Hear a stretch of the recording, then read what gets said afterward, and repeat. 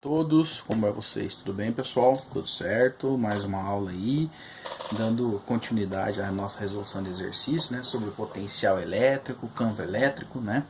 Esse conteúdo tão importante, tão cobrado em todos os nossos vestibulares aí, avaliações externas, né? Então vamos resolver esses exercícios, né, com o intuito de fixar bem os nossos conceitos aí abordados. Bom, então estou na página 52, exercício 7. Vamos lá. Sabe-se que existe um campo elétrico próximo à superfície da Terra, vertical, para baixo igual a 100 Newton-Coulomb. Dado o raio da Terra de 6.400 km, determine o potencial elétrico da Terra, do chão e a carga elétrica da Terra. Muito bem. Então vamos lá. O potencial elétrico, tá? Então eu tenho aqui letra A, letra B, né? Lembrando que a fórmula do potencial elétrico, né? A potência, digamos assim, seria medida em V, né? Para os pontos mais próximos da superfície da Terra, né? Nós vamos ter então potencial elétrico e campo elétrico, né? Então eu tenho aqui potencial elétrico é a constante eletrostática que multiplica a unidade de carga sobre o raio da Terra, e o campo elétrico é a constante módulo do Q sobre R quadrado. Então lembrando que essas fórmulas aí todas já foram vistas, abordadas aí em aulas anteriores. Assim, em módulo, podemos escrever que aqui houve um trabalho de adição de fórmula, né? Porque ele acopla da seguinte forma. Note, pessoal, que o meu campo elétrico, se eu abrisse aqui em R, ó, tá? Eu tenho um campo que multiplica R. Então você pode fazer separadamente ou junto. Então a apostila fez o seguinte, ó. Constante, né?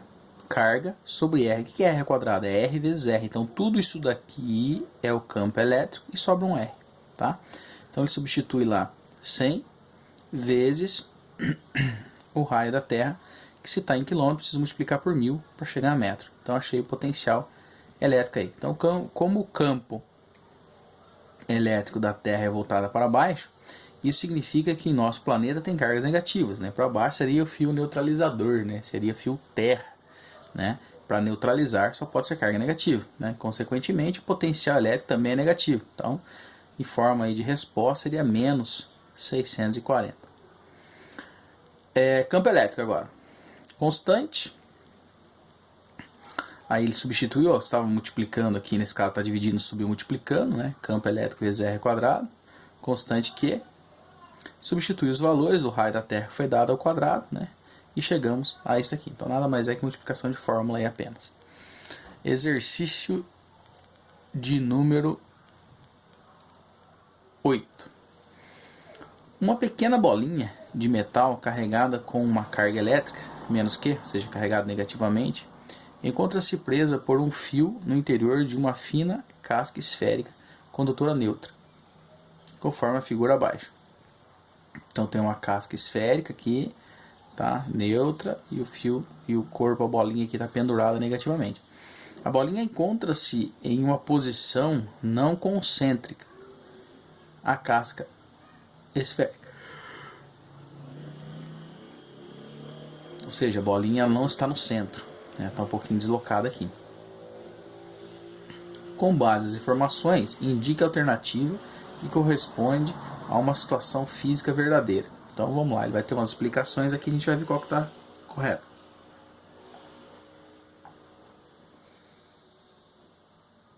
Continuando aí.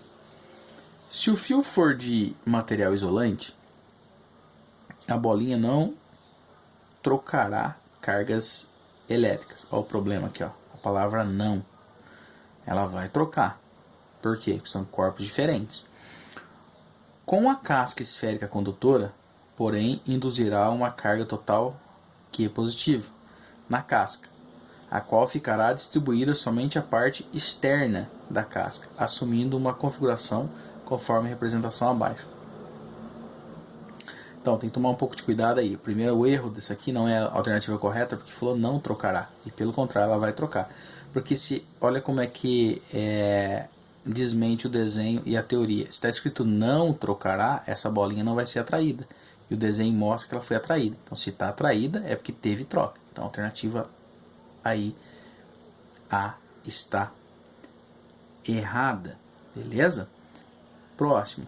Se o fio for de material condutor, que seria esse fio aqui, né? Não a bolinha, o fio, a bolinha trocará cargas elétricas com a casca esférica, tornando-se neutra e produzirá uma carga total menos Q na casca esférica,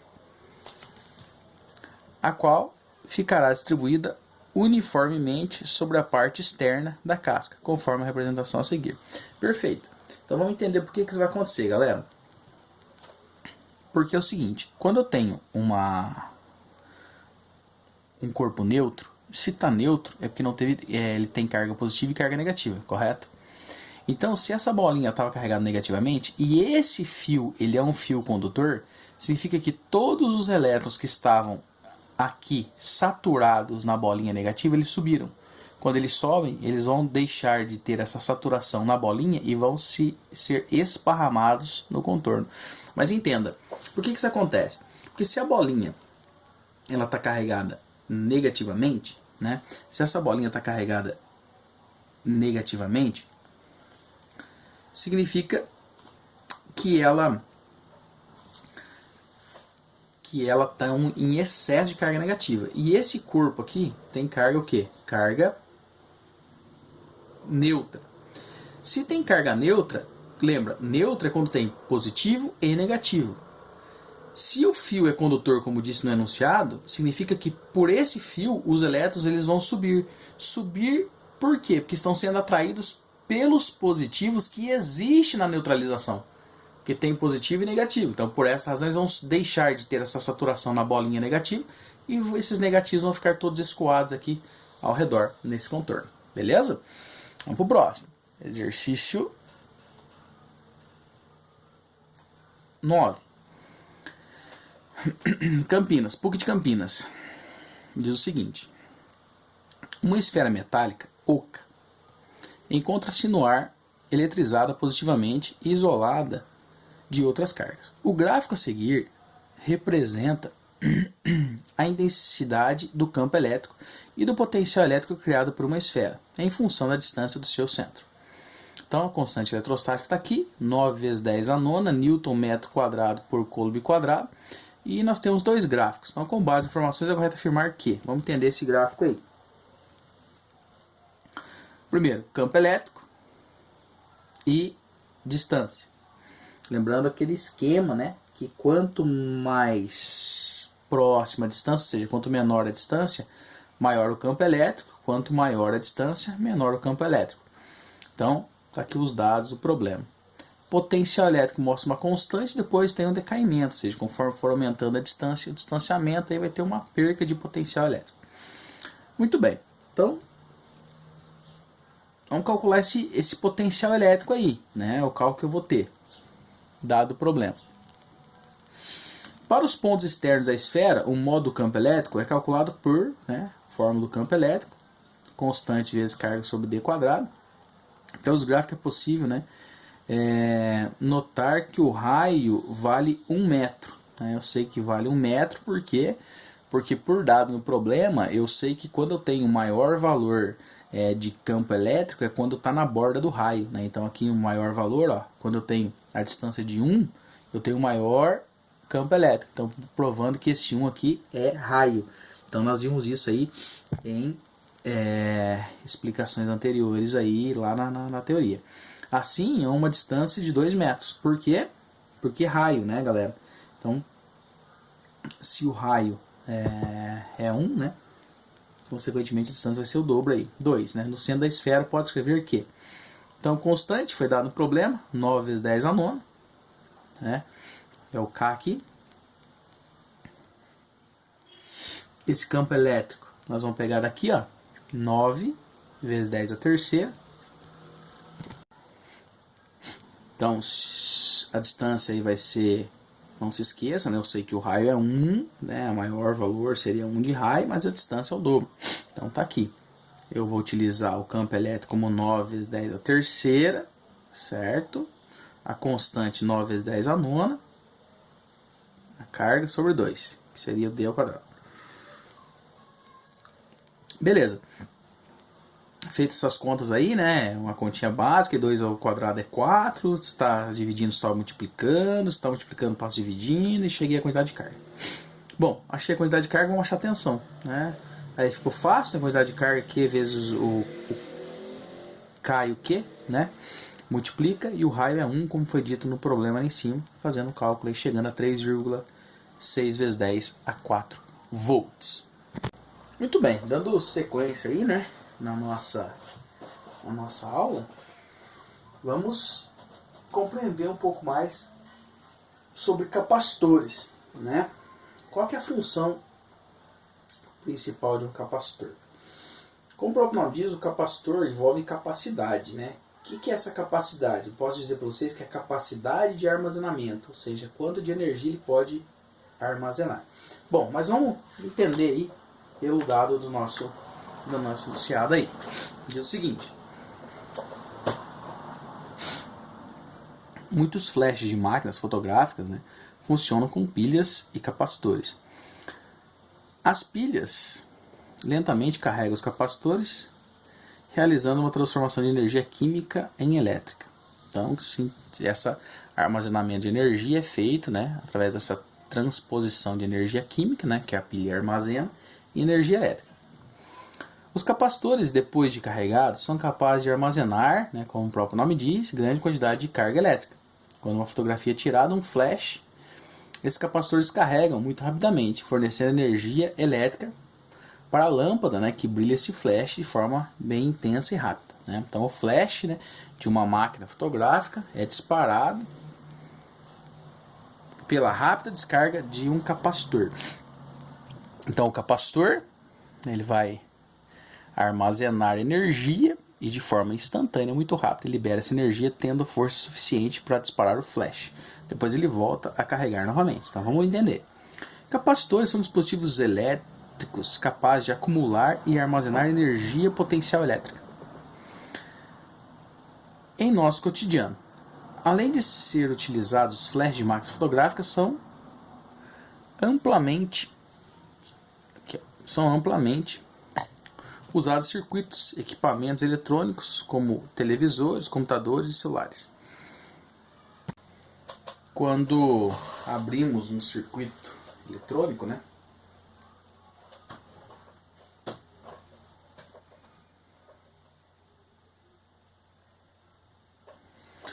é muito comum nós observarmos dentro dessa placa inúmeros capacitores, essas micropecinhas aí parecendo um monte de pilhazinhas pequenas, né? São dispositivos eletroeletrônicos, né, capazes de armazenar energia por pequenas quantidades ou muita quantidade, né? Então vamos entender aí. Os capacitores são amplamente utilizados em circuitos elétricos em virtude de suas propriedades elétricas. Um dos primeiros capacitores envolvidos pelo homem foi a garrafa de Loudon. Então isso aqui é muito que o pessoal geralmente faz esse experimento aqui, utilizando aí papel alumínio, né, e bolinha de isopor. A gente consegue fazer essa representação dessa garrafa de Loudon. Mas os capacitores são usados para armazenar energia elétrica e fornecê-las no momento necessário.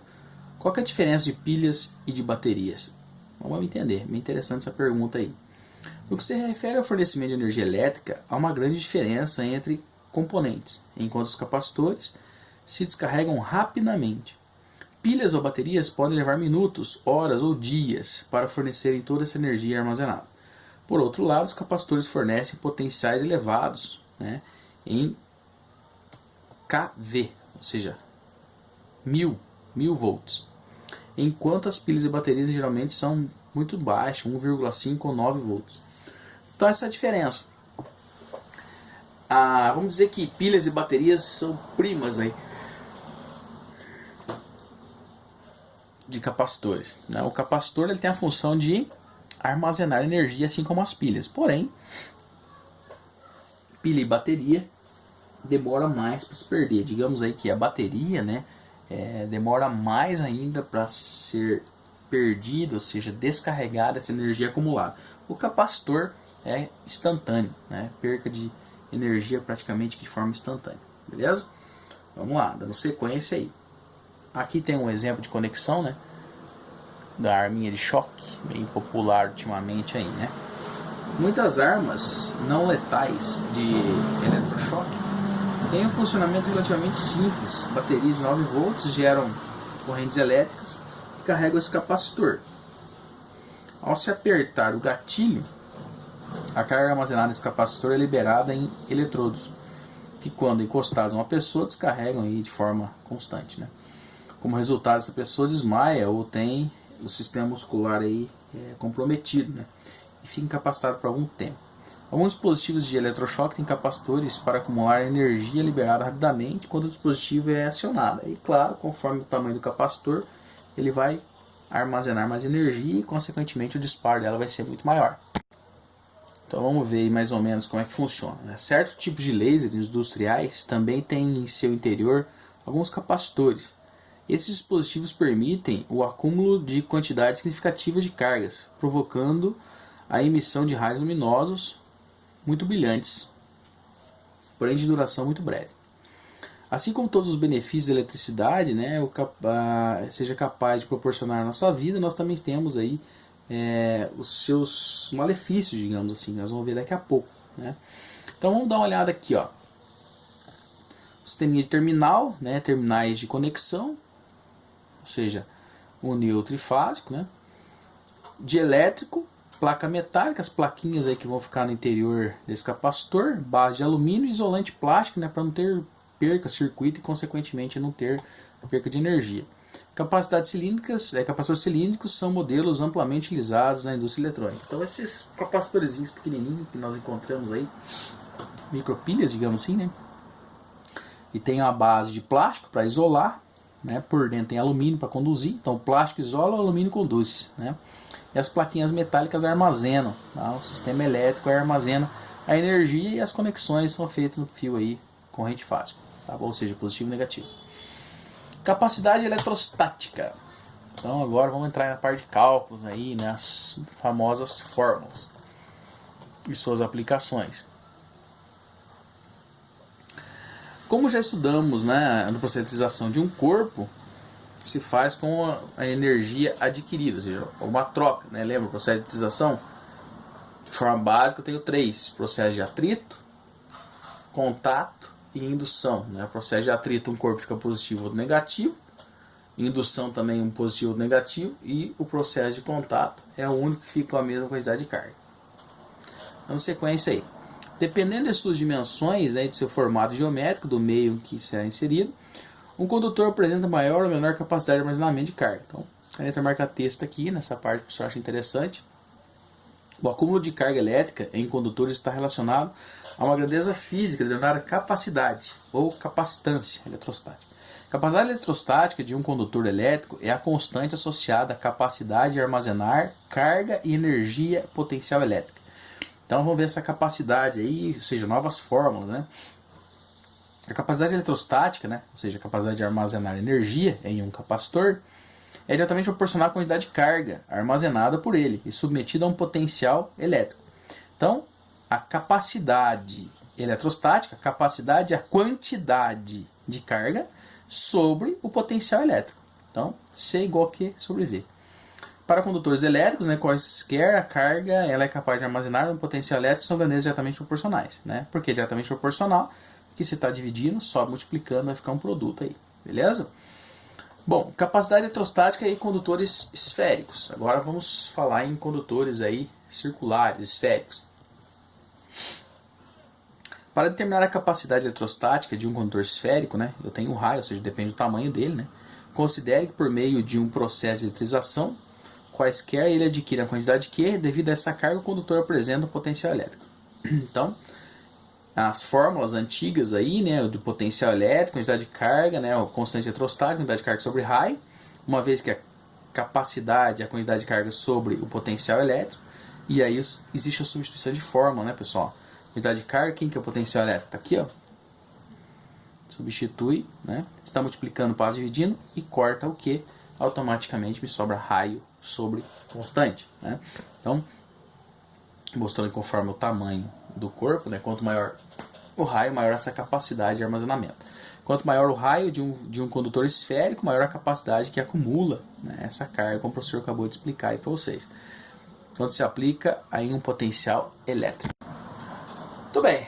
Então, capacidade eletrostática em capacitores planos. Então, tem vários tipos, né? Nós vimos um capacitor aí cilíndrico, né? Um capacitor esférico e agora um capacitor plano, né? Como se fosse aí um muro, né? Uma parede. Vamos lá.